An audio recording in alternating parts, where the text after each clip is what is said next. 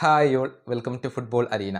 World കപ്പിൻ്റെ semi final പോരാട്ടത്തിൽ ഇംഗ്ലണ്ടിനെതിരെ ലയണൽ മെസ്സി നടത്തിയ അസാധാരണമായ പ്രകടനത്തിന് ഇന്നത്തേക്ക് ഒരു മാസം പൂർത്തിയാവുകയാണ്.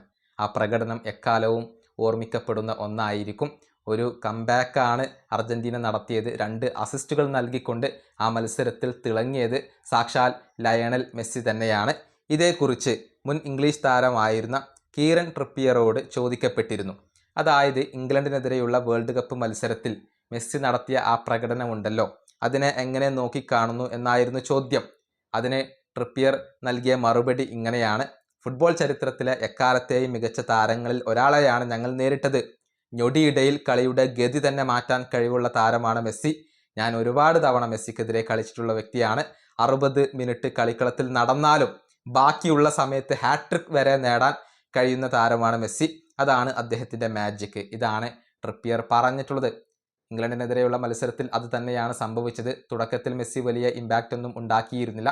പക്ഷേ മത്സരത്തിൻ്റെ അവസാനത്തിലേക്ക് മെസ്സി കത്തിക്കയറി. അങ്ങനെയാണ് 2 അസിസ്റ്റുകൾ അദ്ദേഹം സ്വന്തമാക്കിയത്.